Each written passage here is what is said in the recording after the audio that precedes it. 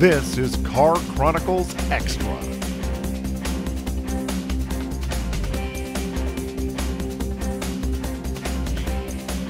Welcome to our weekly video look at what's going on in the auto industry. This week we're going to take a look at some new safety technology from Ford, a new product coming up from General Motors.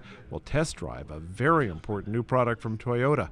But first, we're going to take a look at life on the assembly line, and we had a first-hand experience. An auto assembly line runs like a well-oiled machine, but if you're not used to it, you can be easily overwhelmed.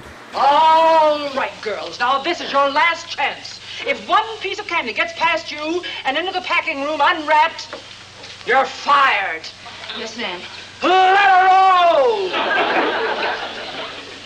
This classic scene isn't really too far from the truth. Here she comes. As GM prepares to reopen its Orion assembly plant, it invited those of us who cover the industry every day to go through the training that they put their workers through.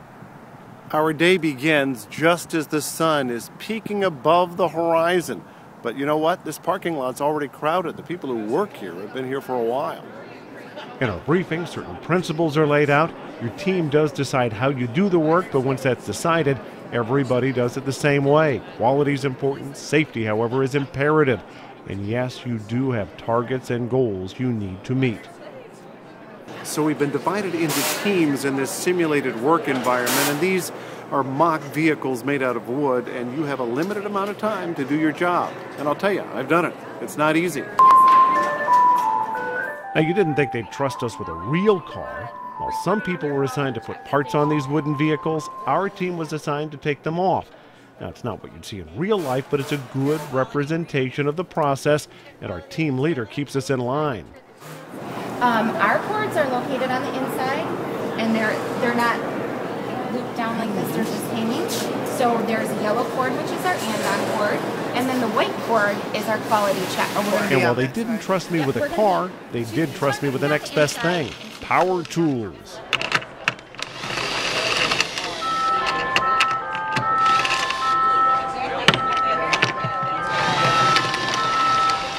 Well, there were a few times when it actually seemed I knew what I was doing. Appearances are deceiving.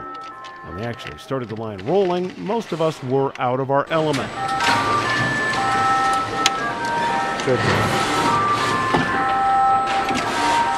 Now, realistically, you get into a rhythm after a while and you feel like you're doing okay.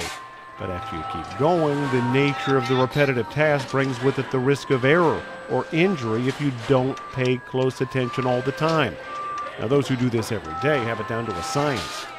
You know how it is in anything. Some people are better at things than others. So I personally never had an issue. I'm very, I don't know what the word I'm looking for. Quick learner?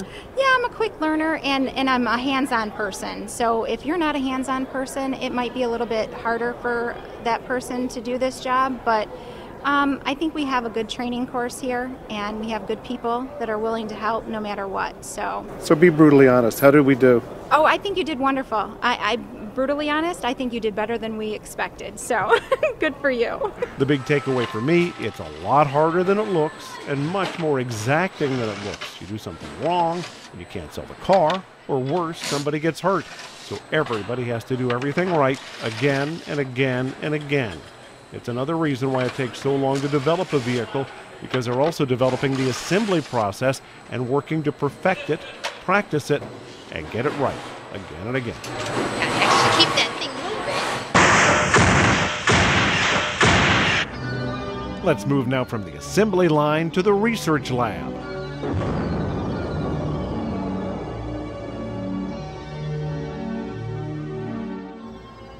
Crash tests are really a part of the history of the auto industry. We don't like to smash these automobiles, but this is the only way to simulate the actual conditions, which can establish the design criteria. But more and more of that is being done in the virtual world. Ford, which took 11 years to develop an incredibly detailed virtual adult, is now working to develop a virtual child. Well, today's crash test dummies will tell us generally there might be a chest injury, there might be a head injury. With this model, we can say there might be a brain injury in the corpus callosum of the brain, or there might be an injury in the right ventricle of the heart. Very specific, detailed information about the internal organs of the child's human body. They need the virtual child because children suffer different types of injuries in a crash, and those injuries to children are not as well understood. Now, this won't replace crash testing or crash test dummies, but it will allow researchers to do dozens of virtual crash tests and then narrow down their ideas from there, following it up with some real-world crash tests. Now let's take a look at some product news, and a very important product's coming out soon from General Motors. It'll be unveiled at the upcoming New York Auto Show. It's the brand new version of the Chevy Malibu. The new Malibu will be sold all over the world.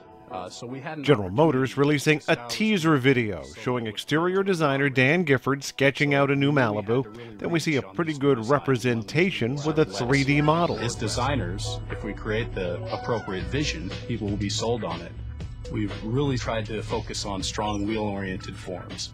Now, GM has some very interesting public unveiling plans for the Malibu. Since the New York and Shanghai auto shows are going on at the same time, the official global unveil will be in Shanghai, the North American debut a few hours later in New York. And while that's going on, anybody who's interested will see the unveil on Facebook the evening of April 18th.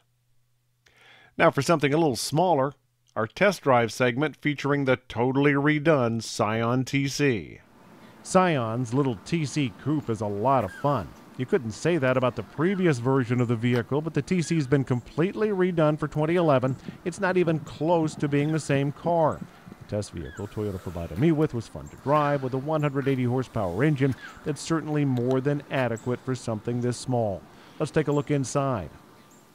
This interior, not that memorable. It is well laid out. It's a lot better than it was before. The radio, not the greatest. That could be a weakness, especially with the young crowd that's into this vehicle. Taking a peek into the hatchback, not a lot of space, but those seats do fold down, and there are a few other storage options inside the TC. Bottom line, the update takes the Scion TC from being one of the stalest small cars on the road to among the freshest. That's our program this week. We'll have a brand new one coming your way next week right here at CBSDetroit.com. I'm Autobeat reporter Jeff Gilbert. Thanks for joining us.